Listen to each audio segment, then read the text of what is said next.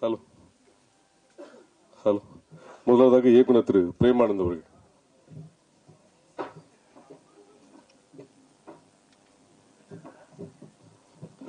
தயாரிப்பாளர் ஆர்யா, நாயகன் சன்னாரம் அவர்கள்.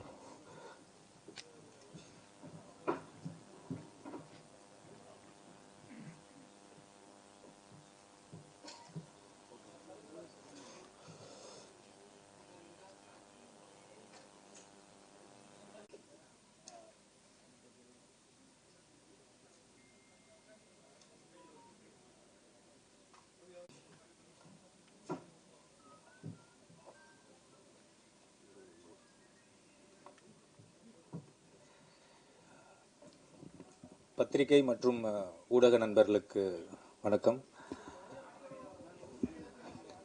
கேக்குதா? ஓகே. ஒரு குரல் ஒன்று சொல்லணும் இந்த இடத்துக்கு. முகநக நட்பது நட்பல்ல, நெஞ்சத்து அகநக நட்பது நட்பு. அந்த குரலுக்கு பொருத்தமாக ஒரு 2 பேர் செலக்ட் பண்ணணும்னு சொன்னால் அது ஆர்யா சாரும் சந்தானம் சாரும் தான். ஏன்னா அவங்களோட பாண்டிங் அப்படி ஒரு பாண்டிங்கு. எனக்கு இவ்வளோ பெரிய ப்ராஜெக்ட் கிடைச்சதுக்கு காரணமே அவங்களோட அந்த நட்பு தான். அப்போ நான் சந்தானம் சார்கிட்ட சொன்னேன், எனக்கு இவ்வளோ பெரிய ஆப்பர்ச்சுனிட்டி கொடுத்துருக்கீங்க முதலாளி, நான் கண்டிப்பாக இதை பயங்கர ஹார்ட் ஒர்க் பண்ணி இந்த படத்தை சக்ஸஸ் பண்ணி அந்த சக்ஸஸ் மீட்டில் உங்கள் 2 பேருக்கு ஒரு செலவு வைப்பேன் அப்படின்னு சொன்னேன். படமும் நான் கேட்ட மாதிரி எல்லாமே ப்ரொடக்ஷன் லெவலில் ஆர்யா சார் கொடுத்தாங்க. படம் நல்ல பெரிய பெரிய லொக்கேஷனு, க்ரூஸ் அது இதுன்னு போச்சு. ஷூட்டிங் நல்லபடியாக முடித்தோம். போஸ்ட் ப்ரொடக்ஷன் ஆரம்பிச்சுது. அது வரைக்கும் எனக்கு நண்பேண்டான் தான் குரல் கேட்டுட்டு இருந்தது. ரிலீஸ் டேட் ஃபிக்ஸ் ஆகி அந்த டெட்லைன் கிராஸ் பண்ணும் போது ஆர்யா சாருக்கும் சந்தானம் சாருக்கும் daily phone conversation, heat argument. அப்போதான் சந்தானம் சார் எனக்கு ஃபோன் பண்ணி சொன்னார், நீ செலவு வைக்கலனா கூட பரவாயில்ல, எங்கள் ஃப்ரெண்ட்ஷிப்புக்கு உழ வச்சிடாத, ஆர்யா கேட்குற டைமில் அந்த அவுட்டை கொடுத்து தொலைடா அப்படின்னாரு. எப்படியோ கஷ்டப்பட்டு ஃபைனல் அவுட் சூப்பராக எடுத்து ஆர்யா சார்கிட்ட கொடுத்தாச்சு.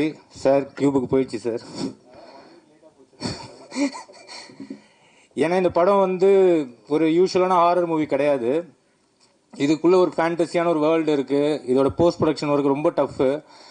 ஆக்சுவலாக இதுக்கு பெரிய சப்போர்ட் பண்ணது விஎஃப்எக்ஸ் டீம், லார்வன் சரிகரசூதன் சாருக்கு இந்த இடத்துல தேங்க்ஸ் சொல்லிக்கிறேன். அப்புறம் அவங்க டீம் செல்வா, செந்தில், மகேந்தர், நிறைய பேர் இருக்காங்க. அதில் சுந்தர், அதுக்கப்புறம் ரஞ்சித், இந்த மாதிரி நிறைய பேர் டே நைட் இந்த படத்துக்காக ஒர்க் பண்ணாங்க. மெயினாக என்னோட அசோசியேட் தனேஷ்க்கு இந்த இடத்துல மெயினாக தேங்க்ஸ் பண்ணிக்கிறேன். ஏன்னா அவன் சிங்கிள் ஆளாக இந்த படத்தோட போஸ்ட் ப்ரொடக்ஷன் ஒர்க் என் கூட இருந்து பயங்கர ஹார்ட் ஒர்க் பண்ணான். அப்புறம் எடிட்டர் சைடில் விக்கி. ஸோ இந்த மாதிரி நிறைய பேர் இந்த படத்துக்கு பயங்கர சப்போர்ட் பண்ணி பயங்கரமாக இந்த போஸ்ட் ப்ரொடக்ஷன் ஒர்க்கும் முடித்து இப்போ அவுட் கொடுத்துருக்கோம். படம் ரொம்ப சூப்பராக வந்திருக்கு. May 16th எல்லாரும் ஃபேமிலியோடு போய் பார்த்து இந்த படத்தை என்ஜாய் பண்ணணும். நான் மெயினாக இப்போ ஆர்யா சார்கிட்ட சொல்கிறேன், சார் நீங்கள் பெரிய டென்ஷன் எதுவும் எடுத்துக்காதீங்க. ஏன்னா இந்த படத்தை ப்ரெஸ் அண்டு மீடியா பீப்புள் கண்டிப்பாக நல்லபடியாக போய் மக்கள்கிட்ட சேர்த்துருவாங்கன்னு நான் நம்புகிறேன். ஏன்னா என்னோட போன படம் டிடி ரிட்டர்ன்ஸ் பிளாக் பஸ்டர் ஆகிறதுக்கு காரணமே ப்ரெஸ்ஸும் அந்த மீடியா பீப்புளும் தான். ஸோ பெரிய சப்போர்ட் பண்ணீங்க. அதே சப்போர்ட் இந்த படத்துக்கும் கிடைக்குன்றது நம்புகிறேன். Thank you so much. மெயின் இந்த படத்தில் நடித்த ஆர்டிஸ்ட்டை பற்றி ஒரு வார்த்தை சொல்லிடுறேன். 2 பெரிய லிஜெண்ட் டேரக்டர்ஸ் பண்ணியிருக்காங்க, Selvaraghavan sir and Gautham Menon sir. ரொம்ப சப்போர்ட்டிவாக எங்கள் ஸ்கிரிப்டுக்கு நாங்கள் என்ன சொல்கிறோமோ அதை பக்காவாக பண்ணி கொடுத்தாங்க. அதுக்கப்புறம் கஸ்தூரி மேடம், நெடுங்குறை சார், அப்புறம் எங்களோட ஹீரோயின் கீதிகா, யாஷிகா ஆனந்த், இவங்க எல்லாருக்கும் நான் ரொம்ப தேங்க் பண்ணுறேன். அப்புறம் எங்களோட காமெடியன்ஸ் மாறன் அண்ட் கிங்ஸ்லி, இன்னும் நிறைய பேர் இந்த படத்துக்காக ரொம்ப பெரிய லெவலில் ஒர்க் பண்ணியிருக்காங்க. அது இல்லாமல் டெக்னீஷியன்ஸ் தீபக் குமார், ரெகுலராக எங்களோட மூவிஸில் அவர் தான் கேமராமேனாக இருப்பார். இந்த படத்துக்கு அவரும் மிகப்பெரிய சப்போர்ட் பண்ணியிருக்காரு. ஆர்ட் டைரக்டர் மோகன், அப்புறம் editor Bharath, stunt master Silva, Hari Dinesh, இது மாதிரி எனக்கு நிறைய பெரிய பெரிய டெக்னீஷியன்ஸ் இந்த படத்துக்குள்ளே ஒர்க் பண்ணி இந்த படத்தை இன்னும் பெரிய லெவலில் கொண்டு வந்திருக்காங்க. May 16th கண்டிப்பாக குடும்பத்தோடையும் குழந்தைங்களோடையும் பார்த்து இந்த படத்தை என்ஜாய் பண்ணுங்கள். இது ஒரு சம்மர் ட்ரீட்டாக இருக்கும். இது டேர் டெவில் நெக்ஸ்ட் லெவல் சொல்கிறது, டெவில்ஸ் டபுள் நெக்ஸ்ட் லெவல் சொல்கிறத விட சந்தானம் சார் நெக்ஸ்ட் லெவலு, சாண்டாஸ் நெக்ஸ்ட் லெவலு. கண்டிப்பாக பார்த்து என்ஜாய் பண்ணுங்கள். Thank you so much. DD next level பண்ணும்போது ரிலீஸ்க்கு முதல் நாள் ஈவினிங் 15th ஈவினிங் இதே இடத்துல நடக்குது. முறைப்படி 20 நாளுக்கு முன்னாடி அனுமதி வாங்கி எல்லாமே ரெடி பண்ணியிருக்கோம். அனைவரும் கலந்திருந்து இந்த படத்துக்கு ஆதரவு கொடுக்கும்படி கேட்டுக்கொள்கிறோம். எல்லாருக்கும் வணக்கம். ரொம்ப சந்தோஷமாக இருக்கு உங்களெல்லாம் இன்னைக்கு மீட் பண்ணுறது திரும்ப 1 வீக்குள்ளேயே. இந்த படம் வந்து ஆக்சுவலாக பிரேம் கதை சொன்னோன்னே எனக்கு லாஸ்ட் அவரோட டிடி ரிட்டர்ன்ஸ் வந்து ரொம்ப பிடிக்கும். ஏன்னா இட்ஸ் ஜஸ்ட் நாட் ஒரு மைண்ட்லெஸ் காமெடின்னு இருக்காது அந்த படம். ஆக்சுவலாக பார்த்தீங்கன்னா அதில் ஒரு நல்ல ஒரு ஸ்டோரி இருக்கும், அதுக்கான ரீசனிங் இருக்கும், அதுக்கான ஒரு பிளே இருக்கும், அதுக்கான ஒரு கேம் இருக்கும். ஸோ அது வந்து ரொம்ப இன்ட்ரெஸ்டிங்காக இருந்தது. அந்த அந்த ஸ்பேஸில் வந்து அந்த காமெடி வந்து ரொம்ப பியூட்டிஃபுல்லாக எக்ஸிக்யூட் பண்ணியிருப்பார். ஸோ அதே மாதிரி பிரேம் வந்து இந்த கான்செப்ட் சொன்னோடனே ரொம்ப இன்ட்ரெஸ்டிங்காக இருந்தது. ஒரு படத்துக்குள்ளேயே தியேட்டரில் உள்ளே போய் அந்த படத்துக்குள்ளே அந்த கேரக்டர்ஸ் வந்து அந்த படத்துக்குள்ளே டிரான்ஸ்போர்ட் ஆயிடுறானுங்க. ஸோ அது வந்து ரொம்ப ஒரு நாவல் ஐடியா, ஒரு இன்ட்ரெஸ்டிங்கான ஐடியா. இதில் எப்படி ஒரு காமெடியும் சரி, அதில் ஹாரர் எலிமெண்ட் எப்படி கொண்டு வர போகிறாருன்னு ரொம்ப ஆர்வமாக இருந்தேன். பட் அந்த லைன் ஐடியா சொன்னதுக்கப்புறம் நான் அவர்கிட்ட சொன்னது, நீ கரெக்டாக பண்ணிட்டேன்னா இது சூப்பராக இருக்கும் ஆஸ் எ ஃபில்ம் அப்படின்னு. ஸோ கம்ப்ளீட்டாக பண்ணி முடிச்ச உடனே really like it. Santhanam sir கேட்ட உடனே அவருக்கும் ரொம்ப பிடிச்சிருந்தது. So that's why beyond budget எல்லாமே வந்து அதெல்லாம் பார்க்காம இந்த படம் எடுத்தால், இந்த குவாலிட்டியில் எடுத்தால், இந்த லொக்கேஷன்ஸ் எல்லாம் யூஸ் பண்ணி எடுத்தால் மட்டும்தான் இதோட 100% ஒரு எக்ஸ்பீரியன்ஸ் பண்ண முடியும்னு அப்பயே முடிவு பண்ணிட்டோம். ஸோ கண்டிப்பாக சந்தானம் சாரோட அவரோட சப்போர்ட் இல்லாமல் இது பண்ணியிருக்க முடியாது.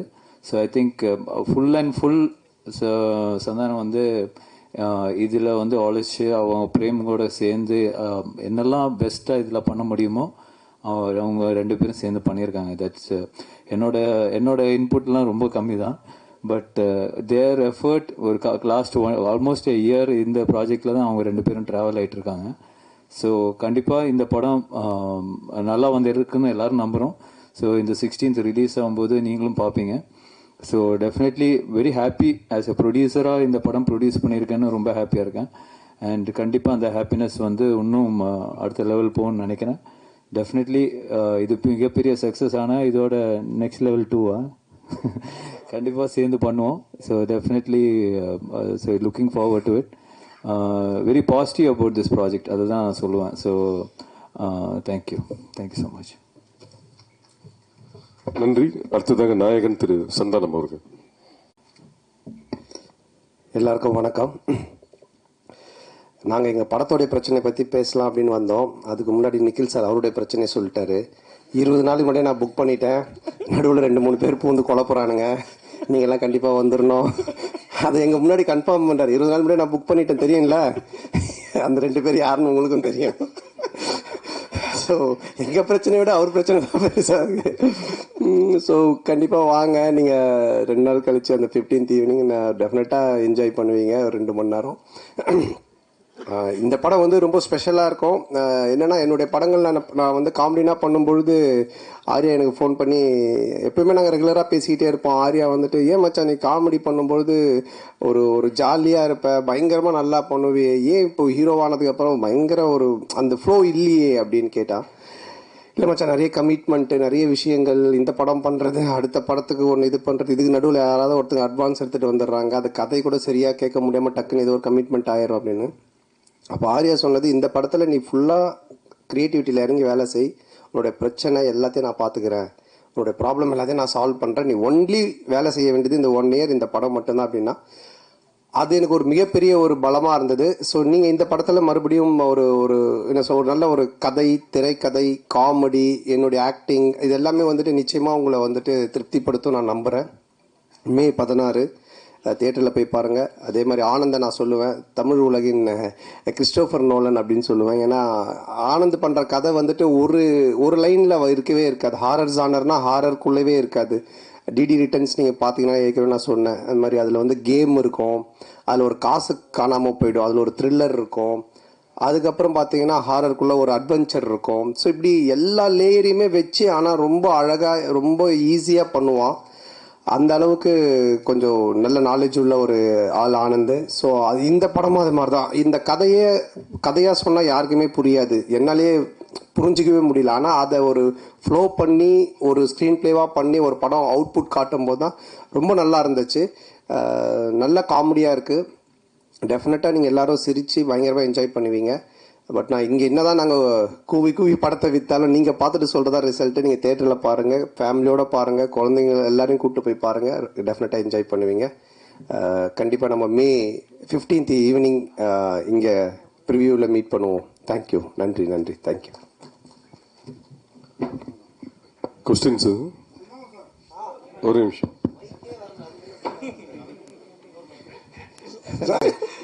முந்தினமுள்ள பந்திக்கு சொல்லுங்க.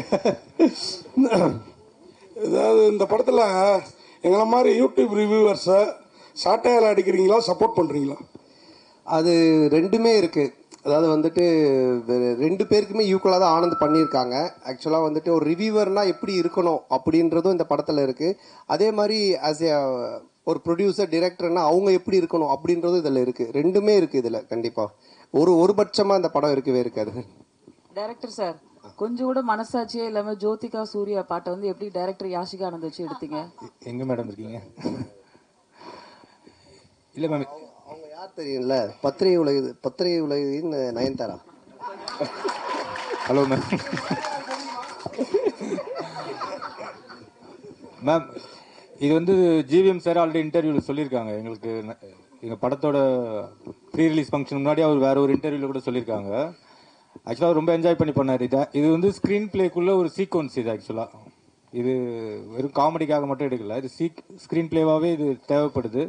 ஸோ நாங்களே கொஞ்சம் ஹெசிடேட் பண்ணி தான் சார்கிட்ட கேட்டோம்.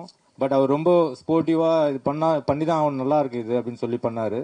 நீங்கள் தேட்டரில் பாருங்கள், பார்த்தீங்கன்னா உங்களுக்கு எதுக்காக பண்ணுன்றது ரிவீல் ஆகும் கண்டிப்பாக. Sir, congratulations.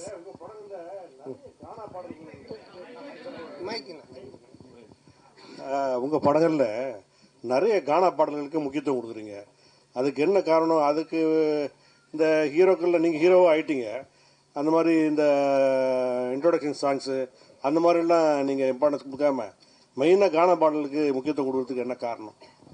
இல்லை, தம்பி டைரக்டரும் அதுக்கு ஒரு முக்கிய காரணம். இவர் வந்து ராயபுரம், ஆனால் சொந்த ஊர் திருநெல்வேலி. அதனால தான் பைல்வான் ரங்கநாதன் நடிக்க வச்சிருக்கான் படத்தில், அவங்க ஊருக்காரங்க அப்படின்னு சொல்லிட்டு. ஸோ அது மாதிரி அவங்க ராயபுரம். ஸோ இதுக்கு முன்னாடி நான் பண்ண கானா படம் பார்த்தீங்கன்னா ஜான்சன், அவன் வந்துட்டு வியாசார்பாடி. ஸோ இவங்க எல்லாருமே இன்புட்ஸ் கொடுக்கறதா, என்னோட இன்புட்ஸும் கிடையாது. ஸோ அவங்க என்ன சொல்கிறாங்களோ அதை நம்ம கேட்டு பண்ணுறது தானே. அந்த பாரிஸ் அதுதான் அதிலோட ஃபுல்லாக கானா படம். ஆமாம், அந்த டைரக்டர் வந்துட்டு வியாசார்பாடி. ஸோ இவர் ராயபுரம். இன்னும் நான் வந்துட்டு இது மின்ட்டு தாண்டவே இல்லை. சந்தானம் சார் ஒரு நிமிஷம். மணி சார், எப்போதுமே எல்லாருமே நிறைய வசூல் வரணும், திருப்பதியிலவே வந்து நம்ம வந்து சாமி கும்பிடணும் அப்படிம்பாங்க. இந்த படத்துல நீங்க திருப்பதி கோவிந்தாவை கிண்டல் பண்ணிருக்கீங்கன்னு சேலத்துல வந்து நிறைய வக்கீல்கள் வந்து புகார் கொடுத்துருக்காங்க. அந்த கோவிந்தா பாட்டு வந்து உண்மையிலே கடவுளை கிண்டல் பண்ணிருக்குதா? அவங்களுக்கு என்ன பதில்? அதானே, இல்லை அது வந்து கிண்டல் கிடையாது. அதாவது நிறைய பேர் நிறைய விஷயங்கள் சொல்லுவாங்க, ஓகேங்களா. இப்போ பார்க்குறவங்க எல்லாரும் அவங்களோட சஜஷன் சொல்லுவாங்க, இது சரியில்லை, அது மாற்றணும், இது பண்ணணுன்ட்டு. பட் அது எல்லாத்தையும் நம்ம எடுத்துக்க முடியாது, அப்படி வாழவும் முடியாது. கோர்ட் என்ன சொல்லுது, அப்புறம் சென்சார் சர்டிஃபிகேட், அவங்க சில ரூல்ஸ் அண்ட் ரெகுலேஷன்ஸ் வச்சுருக்காங்க. அவங்க சொல்கிறது மட்டும்தான் தமிழ் சினிமாவில் பண்ண முடியும். ஒரு கோர்ட் சொல்கிறதா நம்ம செய்ய முடியும். போகிறவங்க வரவங்க சொல்கிறதெல்லாம் நம்ம கேட்டு எதுவும் செய்ய முடியாது. ஆமாம், சென்சாரில் வந்து அவங்க பார்த்துட்டு என்ன கரெக்ஷனாக சொல்லியிருக்காங்க, அதையும் நாங்கள் பண்ணியிருக்கோம். ஸோ அதனால் கரெக்டான ஒரு விஷயம்னா அது ஒன்று சட்டம், கோர்ட், இல்லைன்னா சினிமாவுக்கு சென்சார். இதை தவிர ஒரு போகிறவங்க வரவங்கலாம் சொல்கிறாங்க, நம்ம என்ன பண்ண முடியும்? அது அவங்களுடைய கருத்து. சந்தானம். ஆமாம், அதில் நீங்கள் இப்போ பார்த்தீங்க அந்த பாட்டில் வந்துட்டு அந்த பாட்டு வரும், நடுவில் இவனோட கேரக்டரை பற்றி வரும். ஆனால் இதுக்கும் அந்த பாட்டுக்கும் சம்மந்தம் இருக்காது. இப்போ நம்ம பெருமாளை பற்றியோ இல்லை கோவிந்தாவை பற்றியோ நம்ம கிண்டலாக பண்ணி தான் சொல்லலாம். அது எனக்கு வந்து நான் வந்து திருப்பதிக்கு போய் இப்போ இந்த ரிலீஸ் பண்ணி கூட நாங்கள் போகிறோம். நாங்கள் வந்து வருஷம் எல்லா படத்துக்குமே நானும் ஆனந்தம் கீழே இருந்து மேலே நடந்தே போவோம். இப்போ இந்த தடவையும் போகிறோம். நான் பெருமாளுடைய பக்தர், எனக்கு பெருமாள் ரிலீஸ் பண்ணி நான் போய் வேண்டிப்பேன். அவருடைய பாட்டு ஃபஸ்ட்டு வரணுன்றது என்னுடைய ஒரு ஆசையாக இருந்துச்சு. அதை தான் நம்ம வச்சுருக்கோமே தவிர. ரெண்டாவது உங்களுக்கு தெரியும், நான் வந்துட்டு கடவுள் நம்பிக்கை உடையவன். இன்னைக்கு டிஷர்ட் கரு போட்டுக்கிறவங்க கேட்குறீங்களா?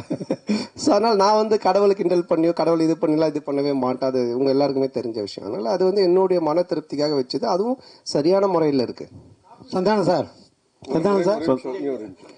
சந்தானம், நீங்கள் தமிழ் படைப்பாளி, பாட்டாளி, நல்ல தமிழ் பேர் வச்சிருக்கலாமே. இதுக்கான ஆக்சுவலாக வந்துட்டு இது தில்லுக்கு துட்டு 1லேருந்து ஆரம்பித்த சீக்வல்னு. இது தில்லுக்கு துட்டு 1, தில்லுக்கு துட்டு 2, அதுக்கப்புறம் டிடி ரிட்டர்ன்ஸ். ஸோ இப்படி எல்லாமே அதில் வந்ததுனால அதனுடைய சாயல் இருந்தால் ஈஸியாக ஆடியன்ஸ் கொஞ்சம் ரீச் ஆகும் அப்படின்றதுக்காக தானே தவிர, இல்லைன்னா நீங்கள் சொன்ன மாதிரி இப்போ நம்ம நல்ல ஒரு தமிழ் பேர் இதுக்கப்புறம் வைக்கலான்னு. சந்தானம் சார், இங்க சொல்லுங்க.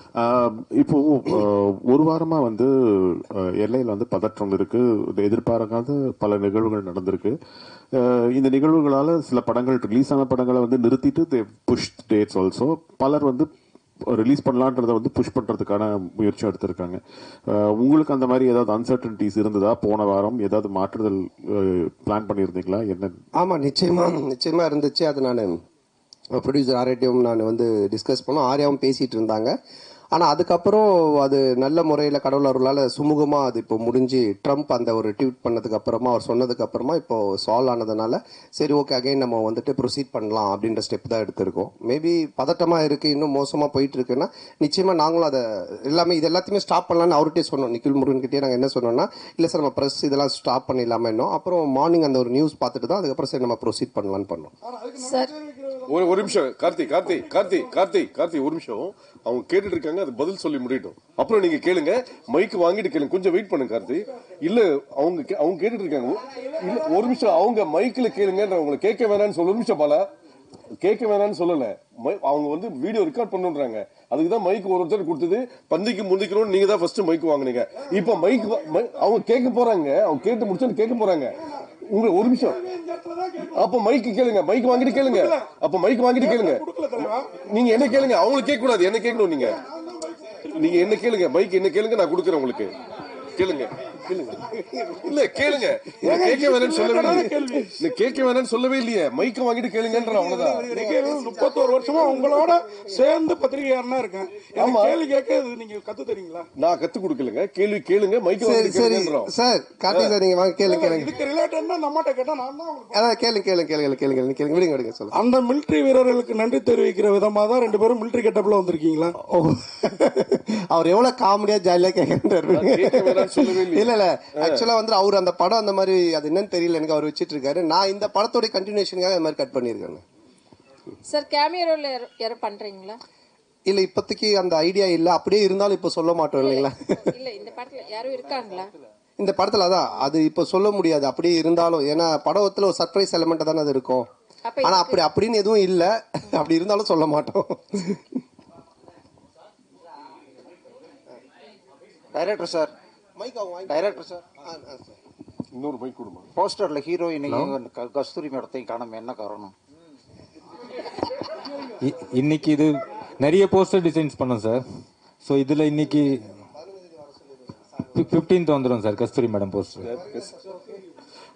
அவரு பிரச்சனை அவருக்கு. டைரக்டர் அண்ட் சந்தானம் சார், இந்த படத்தில் வந்து பார்த்தீங்கன்னா போகிற போக்கில் நெல்சன் சாரியும் கலாச்சிட்டாரு. அப்படியே காக்கா அந்த இது சீனியும் எடுத்திருக்கீங்க. ஸோ இது ரெண்டுமே ஒத்துக்கிட்டாங்களா? அதே போல் இந்த படம் முடிஞ்ச உடனே சந்தானம் சார் இந்த படத்துக்கு ரிவ்யூ பண்ணுவாரா? கண்டிப்பாக அவரே படத்தில் ரிவ்யூ வருதானே. இது யாரையும் கலாச்சி பண்ணல, இது ஒரு ஃபேண்டசி வேர்ல்டுக்குள்ள ஒரு கிங்ஸ்லியாவே இருக்காரு. ஸோ அதை சொல்றதுக்கு ஒரே ஒரு பாயிண்ட் அவர் டைரக்டர் நெல்சன் தான். ஸோ அதனால தான் அது மாதிரி ஒரு டைலாக் பண்ணோம். இல்லை அதுலயே சொல்லியிருப்பாரு, டே நீ நெல்சன் படத்தை ப்ராடக்டரா, நெல்சன் ஒரே மாதிரி கொண்டு போவாரா, நீ ஏன்டா மாத்துற அப்படின்ற மாதிரி ஒரு இதை போட்டிருப்பாரு. அதனால தான் கேட்டோம். நெல்சன் எதுவும் இது அப்ஜெக்ஷன் தெரிவிக்கலையா? இல்ல இப்போ என்னன்னா ஒரு டேரக்டருக்குன்னு ஒரு ஸ்டைல் இருக்கு, ஓகேங்களா? இப்போ வந்துட்டு இவர் படம்னா இந்த மாதிரி இருக்கும் அப்படின்ட்டு. ஸோ ஆனந்த் படம் அப்படின்னாலே நிறைய கொஞ்சம் கிண்டல், அந்த ஒரு சட்டையர் அந்த ஸ்பூஃப் இருக்கும். சில படத்தோடைய ரெஃபரன்ஸை வச்சு அவர் கிண்டல் அடிப்பார். அப்புறம் சில பேரோட கேரக்டர்ஸ் வச்சு பண்ணுவார். ஆனால் அது எல்லாமே ஒரு ஃப்ரெண்ட்ஷிப்பில் எல்லாரும் தெரிஞ்சவங்க, அவங்க கிட்ட எந்த ஒரு பாதிப்பும் வராதுன்னு தெரிகிறது மட்டும்தான் பண்ணுவோம். இல்லைன்னா அது பண்றது கிடையாது. இப்போ நாங்க ஜாலியா பேசிப்போம், ஆனா இவர்கிட்ட பேசினா அது செட் ஆகாதுன்னா அதை நாங்க அவங்கள தொட மாட்டோம். சார் இப்ப நீங்க பார்க்கிங் காசு கோவிந்தா, டிக்கெட் காசு கோவிந்தான்னு சொல்லிட்டு ஒரு விஷயம் சொல்றீங்க. லேட்டஸ்டா ஒரு 2 மாசத்துக்கு முன்னாடி பாத்தீங்கன்னா தேட்டரை விட்டு வெளியே வரும்போது பார்க்கிங் காசு வேஸ்ட், பாப்கார்ன் காசு வேஸ்ட்னு சொல்லிருக்கீங்க. எந்த படத்தை மென்ஷன் பண்ணி சொல்லிருக்கீங்களா? இல்ல எந்த படத்தையும் மென்ஷன் பண்ணல. ஆடியன்ஸ் மக்கள் டெய்லி என்ன பேசுறாங்க, டே டு டே அவங்க என்ன கரண்ட் சிச்சுவேஷன்ல இருக்காங்கன்றதை பார்த்துட்டு அதை எடுத்து நம்ம படத்துல வைக்கிறோம். எப்பவுமே படம் அதுதானே, என்ன நடக்குதோ அதை நம்ம எடுத்து அது சினிமாவா காட்டும்போது நல்ல ரீச் கிடைக்கும். ஆர்யா ப்ரொடியூசர் நல்ல சம்பளம் கரெக்டா கொடுத்துட்டாரா? ஆர்யா கிட்ட கேக்குறீங்களா? சந்தானம் சார் சம்பளம் கேட்டது கொடுத்துட்டாரா? நான் கேட்டதை விட அதிகமாகவே கொடுத்துட்டாரு. அதாவது வந்துட்டு என்ன சொல்கிறது, அதான் நான் சொன்னேன் இல்லைங்களா, நாட் ஓன்லி இந்த படத்தோடைய சம்பளன்றது இல்லாமல் என்னுடைய என்ன உனக்கு தேவை, எங்கேயும் போய் டக்குன்னு ஒரு அட்வான்ஸ் எடுத்துகிட்டு வராங்கன்னு சொல்லிட்டு கை நீட்டாத, எங்கேயும் வாங்காத, நீ வந்து 1 இயர் ஃப்ரீயாக வேலை செய்யினாங்க. அதான் நான் சொன்னேன், வீட்டை விட இடிச்சாங்க, புது வீடே இப்போ கட்டியிருக்கேன், எல்லாம் காரணம் ஆர்யா பவன் தான். சார் இந்த படத்தில் என்ன சந்தானம், இந்த படத்தில் பார்த்தீங்கன்னா கவுண்டமணி சார் தான் ஒரு படங்கள்லாம் பார்த்தீங்கன்னா பேர் வைப்பார், கொயகா கச்சா மூஞ்சி, அனில் மூஞ்சி, அந்த மாதிரிலாம். ஸோ நீங்கள் வந்து நிறைய பேருக்கு இப்போ இந்த படத்துலேயே பார்த்தீங்கன்னா கெளுத்தி, கெண்டை, குறவை மீன் அந்த மாதிரிலாம் வச்சுருக்கீங்க. ஸோ இது எப்படி உங்களுக்கு மாட்டுதா ஜிலேபி மூஞ்சிலாம் வந்து? இல்லையே, நான் இதில் யாருக்கும் பேர் வைக்கலையே. பாட்டு எழுதும் போது அந்த கெளுத்தி என்ன அது அவருடைய பேரே கெளுத்தி தான், ஒரிஜினல் நேமே கெளுத்தி, ஒரிஜினல் பேரே கெளுத்தி தான். எனக்கு கெளுத்தி இல்லை, நாங்கள் வைக்கல, அவங்க ஒரிஜினல் பேரே அதுதான். சார் உங்களுக்கு சூர்யா ஜோதிகா பாட்டு எடுக்கும்போது கௌதம் மேனன் வந்து என்ன சொன்னாருன்னா, அவர் படத்தையே ரீக்ரியேட் பண்ணிருக்காரு. அதுவும் நீங்க தான் சொல்லணும், கிண்டல் பண்ணி நீங்க ரொம்ப எடுத்துக்க மாதிரி எடுத்துருக்கு. அது யாஷிகா ஆனந்த் கூட ஸ்லோ மோஷன்ல கூட விட்டு அவர் ஒத்துக்கிட்டாரா இப்படி? இல்லைண்ணா, இப்போ அதான் நான் சொல்றேன், இப்போ நீங்க பாக்குறது ஒரு ட்ரெய்லர் இந்த டீசர்லாம் என்னன்னா உங்களுக்கு படத்தை பார்க்கக்கூடிய ஒரு ஆர்வத்தை தூண்டுறதுக்காக நாங்க துண்டா கட் பண்ணி வைப்போம். அவருடைய முன் கதை என்ன பின் கதை எதுவுமே தெரியாது. அப்போ அதை பார்க்கும்போது உங்களுக்கு ஒரு ஒரு என்ன சொல்றது, இது என்னவா இருக்கும், இது என்ன அப்படின்னு ஒரு கொஸ்டின் கேட்கலாம். அந்த ஒரு வைரலுக்காக தான் அதை பண்றோம். பட் படமா நீங்க பார்த்துட்டானுங்க அது ரொம்ப கிளியர் பிக்சர்ல கரெக்டா வரும். 1000 தான் சொல்லுங்க, அந்த பாட்டை பார்க்கும்போது சூர்யா ஜோதியா கோவம் வராதா, சூர்யா ரசிகர்களுக்கு கோவம் வராதா? நீங்க எவ்வளவு கிண்டல் பண்ணிருக்கீங்க? இல்ல, இது கிண்டலாவே வராதுங்க. இப்ப என்னன்னா அவரு அந்த படத்தோட இயக்குனர், அவரு அதை பண்றாரு, அது ஏன் பண்றாரு, அதுக்கு ஒரு காரணம் இருக்கு. அந்த காரணத்தை சொல்லும்போது கண்டிப்பா தப்பா இருக்காது. நிறைய படத்துல நிறைய ரெஃபரன்ஸ் வைக்கிறாங்க, அது கரெக்டா அந்த கதையோட ஒத்து வந்தா ஓகே. திடீர்னு துண்டா சும்மா வெறுப்பேற்றதாக வச்சோன்னா தப்பா இருக்கும். அண்ணா உங்களுக்கு வந்து ஆர்யாவை ரொம்ப பிடிக்கும், இப்போ ப்ரொடியூசரா நல்லா பிடிச்சிருக்கா, நண்பரா பிடிச்சிருக்கா? ஆர்யாவையா? இல்லை, ரெண்டுமே தான். ஏன்னா நண்பனாக இருந்ததுனால தான் அந்த ப்ரொடியூசராக மாதிரி. 2 பேருமே வந்துட்டு என்ன சொல்கிறது, ப்ரொடியூசராக இருக்கும்போது சில நேரத்தில் சண்டை வரும், நண்பனாக இருக்கும்போது சண்டை வராது, அடிக்கடி கோச்சுப்பான். அது மாதிரி வந்துட்டு இது நான் சொன்ன இது மாதிரி பண்ணவே இல்லை, இது பாரு இப்படி ஆயிடுச்சுன்னு. ஃபர்ஸ்ட் டே ஷூட்டிங்கே கால் பண்ணி நான் வந்து உனக்கு காமெடி சூப்பர் ஸ்டார் நான் சும்மா தான் பேர் வச்சேன், நீ நிஜமாலே பண்ணிட்டு இருக்க அப்படின்னா. ஏன் என்னென்ன வேட்டையன் ஷூட்டிங்கில் எவ்வளோ செலவு தெரியுமா அப்படின்னா, தெரியாத மச்சான் இவ்வளோ செலவு அப்படின்னா. நம்ம ஷூட்டிங்கில் எவ்வளோ செலவு தெரியுமா, எவ்வளோன்னா அதே செலவு, அதே 200 பேர், அதே இது. நான் உனக்கு காமெடி சூப்பர் ஸ்டார் பேர் வச்சா சூப்பர் ஸ்டாருக்கு இவ்வளோ நீ செலவு பண்ணுவியா அப்படின்னு சொல்லி கோச்சிக்கிட்டான். அப்புறம் நான் சொன்னேன், இல்லை மச்சா இது மாதிரி இதெல்லாம் தேவைப்படுது அப்படின்னு. அதுக்கப்புறமா ரொம்ப சண்டே ஆயிடுச்சேன், டக்குன்னு என்ன பண்ணுவேன்னா ஒரு நாள் ஈஷாக்கு போயிடுவேன். உடனே ஃபோன் அடிப்பான், அங்கே அடிச்சிட்டு இல்லை சத்குருட்ட காசு வாங்கி கொடு அப்படின்வான். ஏய் அவுட் எப்பரா காசு வாங்கி தர முடியும், நீ அங்கே தானே போகிற, எனக்கு காசு வாங்கி கொடுத்துட்டு போ, அவர் பேர் போட்டு ப்ரொடியூசர் அப்படின்வான். சரி மச்சா வந்து. ஸோ ப்ரொடியூசர் அது மாதிரி இடி சண்டை வரும், நண்பனாக இருக்கும்போது எதுவுமே இருக்காது, ஃபுல்லாக ஜாலியாக. ஆமாம், கொஞ்சம் அடிக்கடி நடக்கும். சார் போன மேடையில் அவங்கள கடவுளாக பார்த்து காலில் உழுந்தாரு கூல் சுரேஷ். இந்த படத்தில் இருக்கிறாரா? காணும். இல்லை, இந்த படத்தில் இல்லை, கடவுளை கொஞ்சம் அவருக்கு தரிசனத்தை கொஞ்சம் தள்ளி வச்சிருக்கோம். சார் இங்க சொல்லுங்க. ஒரு பாட்டில் வந்து பாத்தீங்கன்னா படம் போட்டு 1 மணி நேரம் கழிச்சு வர்றாங்க, ஓசி டிக்கெட்ல வராங்கன்னு சொல்றீங்க, அதை யார சொல்றீங்க? இல்லை, இப்போது நிறைய பேர் வந்துட்டு பார்த்தீங்கன்னா பப்ளிக்கில் வந்துட்டு இஷ்யூ பண்ணுறாங்க, ஏதோ ஒரு டிக்கெட்ஸ் கொடுக்குறாங்க, இல்லை ஃபேன் ஷோ போடுறாங்களா, ஏதோ ஒன்று பண்ணுறாங்கன்னு வச்சுக்கோங்க. அதில் கும்பலில் சில பேர் வராங்க, வந்துட்டு அவங்கெல்லாம் சில விஷயங்கள்லாம் பேசுகிறாங்க, அது வந்துட்டு நாளைக்கு பார்த்தீங்கன்னா வைரல் ஆகுது. அது நிறைய என்ன சொல்கிறது ரிவ்யூஸ் ஷோஸில் நீங்கள் பார்த்தீங்கன்னா இருக்கும். ஸோ இப்போ இதை வந்துட்டு வைரலாக நிறைய பேர் பேசுகிறாங்க, கமெண்ட்ஸில் சொல்கிறாங்க, இவன் ஓசி டிக்கெட்டில் வந்தவன்பா, இவன் பார் லேட் அண்ட் டாச், இதெல்லாம் வந்து கமெண்ட்ஸில் வர்றது. அது எல்லாத்தையும் எடுத்து தான் அந்த லிரிக்கெல்லாம் கெளுத்தி எழுதுனது. ஸோ எழுதும்போது எனக்கு நல்லா இருந்துச்சு, நாங்கள் கேட்டோம், இதெல்லாம் லைவ்ல இருக்குன்னா சரி ஓகே பண்ணிட்டோம். நீங்க இந்த படத்தில் எப்படி ஓசி டிக்கெட் வாங்கி படம் பார்க்குறீங்களா இல்லை தியேட்டரில் போய் வாங்கி படம் பார்க்குறீங்களா? நான் கொஞ்சம் ஓசி டிக்கெட் தான், ஏன்னா ரிவ்யூ பண்ணுறோம் இல்லைங்களா, அப்போ ரிவ்யூ பண்ணும்போது எங்களுக்கு ஒரு ஷோ போடுவாங்க, அப்போ போவேன், அதனால தான் என்ன வச்சு அதை கலாச்சி பண்ணியிருக்காங்க. ஆனால் சந்தானே இந்த வருஷம் பார்த்தீங்கன்னா உங்களுக்கு அதிகமாக உங்கள் நட்பு சைடில் வந்து இழப்புகள், 2 இழப்புகள், சேஷன்னா இன்னொன்று ஆண்டனி. ஸோ இந்த படத்தில் சேஷு இருந்தால் எப்படி இருந்திருக்கும்? ஏன்னா இப்போ இல்லை. ஸோ ஒருவேளை சேஷுக்கான ஏதாவது சீக்வன்ஸ் ஏதாவது வச்சுருந்தீங்களா? அது இல்லாமல் டிடின்ற இதுக்கு வழக்கம் போயிட்டுருக்கு. இல்லை இருக்குது, அதாவது வந்து எங்கள் டீம் எல்லாருக்குமே தான் நாங்கள் எழுதுவோம், அதில் இருந்துச்சு. ஆனால் பட்டு காலத்தின் இது அவர் இல்லை. பட் எல்லாருக்குமே எங்கள் டீமில் எல்லாருமே வச்சு தான் எழுதுவோம். அந்த இப்போ கம்ஃபர்ட் ஜோனுன்னு ஒரு சில ஹீரோஸ் இருக்காங்க, அதே டைரக்டர் அதே டீமோட. இந்த ஹீரோஸ்க்கு வந்துன்னா உங்களோட டீம் பண்ணால் கரெக்டாக இருக்கும். இதை நீங்கள் எப்படி பார்க்குறீங்க? உங்களுக்கு இதே மாதிரி ஃபஸ்ட்டு பார்ட் 1, இப்போ 2, இதுக்கு அப்புறம் 3 பண்ண போகிறேன்னு சொன்னீங்க. ஸோ இதை தாண்டி நீங்கள் சந்தானமாக ஒரு ஆக்டராக, இப்போவும் ஆக்டராக இதை தாண்டி ஒரு லெவலுக்கு வர வாய்ப்பு இருக்கா? இல்லை சார், இப்போ என்னென்னா படம் பார்த்தீங்கன்னா ஃபஸ்ட்டு மாதிரிலாம் ஒரு படம் பண்ணோம் டக்குன்னு இன்னொரு கதை அப்படின்லாம் கிடையாது. ஏன்னா இன்னைக்கு ஓப்பன் மீடியாவாக போச்சு. ஓடிடி பிளாட்ஃபார்ம் வந்தோடனே ஹாலிவுட் படத்துலேருந்து எல்லா படங்களுமே ஆடியன்ஸ் எல்லாத்தையுமே பார்க்குறாங்க. ஸோ ஒரு டைரக்டரோட ட்ராவல் பண்ணி ஒன்று சிங்க் ஆகி ஒன்று வந்து செட் ஆகிறதுக்கு மினிமம் ஒரு 2-3 படம் ஆகுது. அதனால தான் டக்கு டக்குன்னு மாற்றி போக முடியல. ஏன்னா என்னுடைய சிங்க் அவருக்கு தெரியணும், அவருடைய சிங்க் எனக்கு தெரியணும். அதுக்காக தான் அந்த மாதிரி ட்ராவல் பண்ணுறமே தவிர மற்றபடி.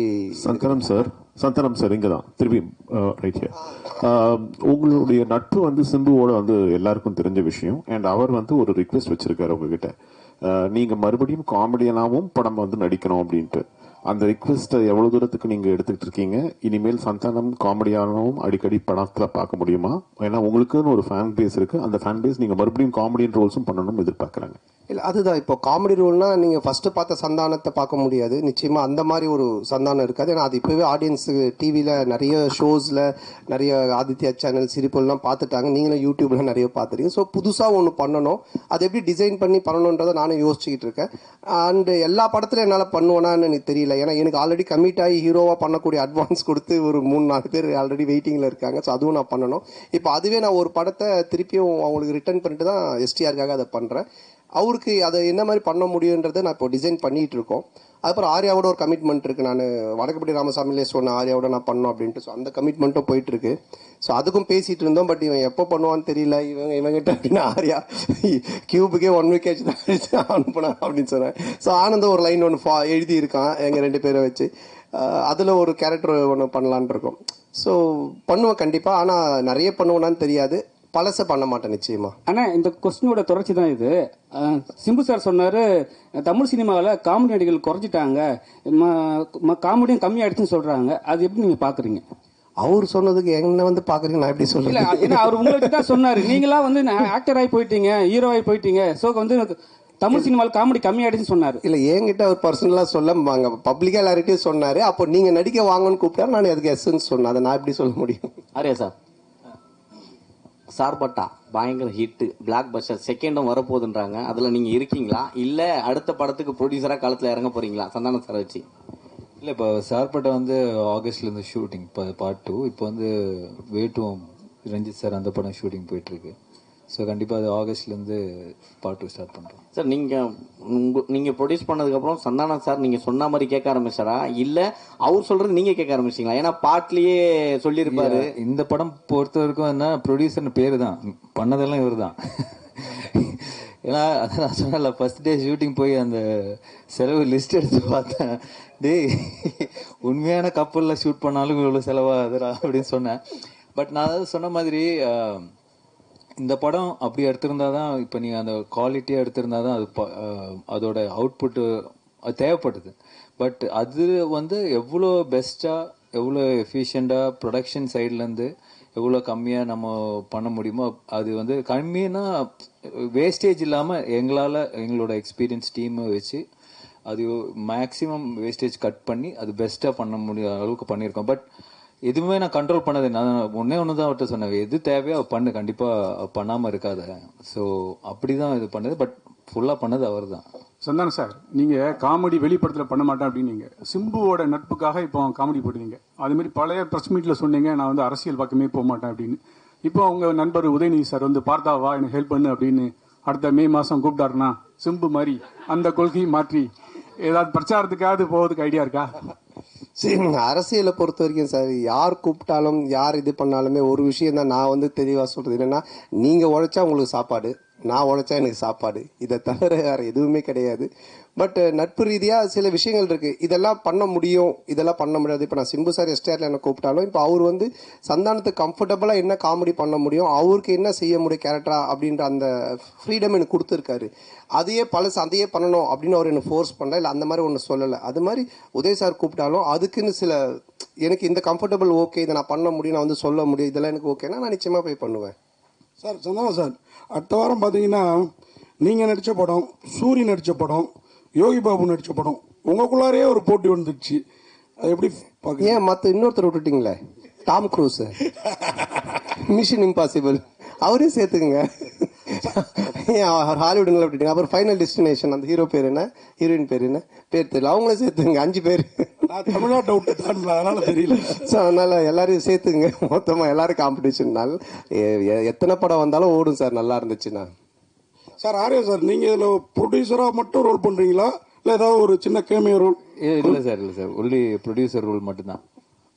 ஆனால் சந்தன என்னதான் படம் கஷ்டப்பட்டு எடுத்தாலும் ரிவ்யூவர் வந்துட்டு முதல் நாளே கிழிச்சு தொங்க விடுவாங்க. இதை எப்படி பாக்குறீங்க? ஏன்னா ரொம்ப கஷ்டப்பட்டு தான் எடுக்கிறோம் எல்லாருமே. ஸோ ஏதாவது மிஸ்டேக் வரும். இல்லை, அதை பார்க்கறத விட உங்க 2 பேர் தான் நான் பார்க்குறேன். மாற்றி ஏதாவது ஒரு பிரச்சனை பண்ணுன்ட்டு இந்த நிக்கலி போய் இந்த நிக்கலி 2 பேர் பண்ணுறத நான் நல்லா பார்த்துட்டு இருக்கேன். சரி, அப்படிலாம் கிடையாது. நல்ல படம் வந்தால் நல்லது, நல்லா இருக்குன்னு தான் சொல்கிறாங்க. ஓகேங்களா? ஸோ வந்துட்டு இப்போ இவர் ப்ளூ சட்டை மாறனே பார்த்தீங்கன்னா எல்லா படத்தையும் அவர் கழுவி ஊற்றுறது இல்லை. நல்ல படத்தை நல்லா இருக்குன்னு தான் சொல்கிறாரு அவர். இந்த மாதிரி எல்லாம் நிறைய ரிவ்யூஸ் வந்து நல்லா இருக்கிற படத்தை நல்லா இருக்குன்னு சொல்கிறாங்க. அதனால் இது நல்லா இருந்துச்சுன்னா நல்லா இருக்குன்னு சொல்ல போகிறாங்க, அவ்வளோதான். தப்பு இருந்துச்சுன்னா நாங்கள் பார்த்துட்டு இது தப்பாக இருந்தால் உண்மையிலேயே நாங்கள் திருத்திக்க பார்ப்போம். தப்பு இல்லைன்னா அவர் அவர் ஏதோ சொல்கிறான்னு சொல்லிட்டு போவோம், அவ்வளோதான். ஆனந்த் சார், தொடர்ந்து சந்தான சாருக்கே ஸ்கிரிப்ட் பண்ணிட்டு வந்துருக்கீங்க செகண்டு. அடுத்ததும் சந்தான சாருக்கே தான் லைன் சொல்லியிருக்கீங்கன்னு சொல்கிறாங்க. அடுத்து வெளியே வரதுக்கான வாய்ப்பு இருக்குமா? வேறு ஹீரோக்களுக்கு பண்ணுறதுக்கான வாய்ப்புகள்? இல்லை, கண்டிப்பாக பண்ணணும். அப்படி தான், அதுதான் ஃபஸ்ட்டு ஆர்யா சார் வச்சு ஒரு ரிஹர்சல் பார்க்கலாம். இல்லை, ஆர்யா சாருக்கு சொன்னாங்க முன்னாடியே லைன் இருந்தால் சொல்லு, ரெடி பண்ணி சொல்லு அப்படின்னாங்க. ஸோ கண்டிப்பாக இது முடிஞ்சோன்னே அடுத்து சாருக்கு தான். சந்தானம் சார், இந்த படத்துல கஸ்தூரிக்கு வந்து நீங்க பையனா நடிக்கீங்க, அவங்க அம்மாவா நடிக்காங்கன்னு ஒரே பேச்சா இருக்கு. அது எப்படி யோசிச்சு பார்த்தீங்க? கஸ்தூரி அம்மாவா? செட்டில் நீங்க அம்மா அம்மா அப்படின்னு கூப்பிடும்போது அவங்க ஃபீலிங் எப்படி இருந்தது? கஸ்தூரி மேடம் சார் கேட்க சொன்னாரா? நான் கேட்டா வந்து ஏதாவது சொல்றாங்க, நீ கேளு. இல்லை, அதான் நீங்கள் இது படம் பார்த்தீங்கன்னா தெரியும். ஏன்னா வந்துட்டு அவங்களுடைய என்ன சொல்கிறது, அவங்கள வந்து அம்மாவாக கூப்பிட்டு அவங்கள வந்து பண்ண வைக்கணுன்றது எங்களுடைய வந்துட்டு மோட்டிவேஷனே கிடையாது. ஏன்னா இப்போ எனக்கு ஒரு அம்மானா அவங்களுக்கு ஒரு ஏஜ் குரூப் இருக்குது, அதை கூப்பிட்டு தான் பண்ணுவோம். பட் இது ஒரு ரீசன் இருக்குது கதையில் அப்படின்றது தான் நாங்கள் எக்ஸ்பிளைன் பண்ணோம். அதை கேட்டுட்டு அவங்களுக்கு ரொம்ப பிடிச்சி போச்சு. ஸோ அதனால தான் அவங்க அதை பண்ணாங்க. நீங்கள் படம் பார்க்கும்போது நீங்கள் கண்டிப்பாக கஸ்தூரி மேடமோட ஃபேனாக தான் இருப்பீங்க. அதனால் வந்துட்டு நிச்சயமாக அவங்களுக்காக 2 தடவை பார்ப்பீங்க.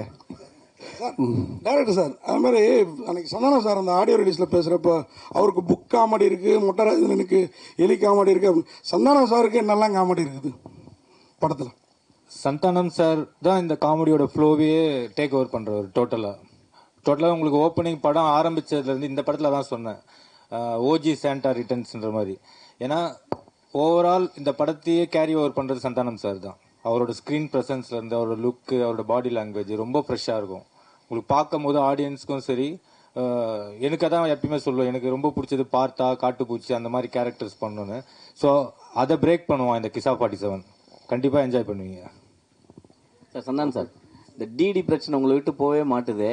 இந்த டிடி பிரச்சனைக்கு ஏதாவது தீர்வு இருக்கா? ஏன்னா உங்களுக்குள்ளேயே தான் நடந்துட்டு இருக்குன்னு ஒரு வார் போயிட்டு இருக்கு அப்படின்றாங்க. இல்லை, அது வந்துட்டு என்ன சொல்கிறது, ஒரு படம் ரிலீஸ் ஆகும்போது இப்போ பல பிரச்சனைகள் வரும். இப்போ அண்ணன் கேட்டாங்க தெரியுங்களா, சாங்கை பற்றி, டிடியை பற்றி வரும், அதை பற்றி வரும், போஸ்டரை பற்றி வரும். இது வந்து யூஸ்வலாக சினிமா நம்ம பண்ணும்போது எல்லாமே வரும். பட் ஒன்று தான், எதுவுமே சட்ட ரீதியாக கோர்ட் மூலமாக ஒரு விஷயம் ஆனால் மட்டும்தான் அது பிரச்சனை. இல்லைன்னா மற்றெல்லாம் சும்மா வாய் பேச்சு. இப்போ நீங்கள் கூட 10 வார்த்தை கேட்கலாம். ஏன்னா நீங்களும் பிளாக் டிஷர்ட், நானும் பிளாக் டிஷர்ட், எது என்ன மாதிரி போட்டுங்க கூட கேட்கலாம். பார்த்தீங்களா, கைட்டிட்டு வெறும் உடம்போட போக முடியும் நீங்கள் வீட்டுக்கு. ஸோ அந்த மாதிரி தான் அது. சட்ட ரீதியாக என்னவோ அதுக்கு பதில் தான் ஆன்சர் சொல்ல முடியும். வேறு ஏதாவது கொஸ்டின்? அனைவருக்கும் நன்றி, வணக்கம். நன்றி, ரொம்ப நன்றி. படத்தை வந்து பாருங்க, தொடர்ந்து சப்போர்ட் பண்ணியிருக்கீங்க. இந்த படத்தையும் கொஞ்சம் சப்போர்ட் ஆஃப் பண்ணிட்டீங்களா இருக்கா? இதெல்லாம் கொஞ்சம் படத்தை சப்போர்ட் பண்ணுங்க. நன்றி, தேங்க்யூ.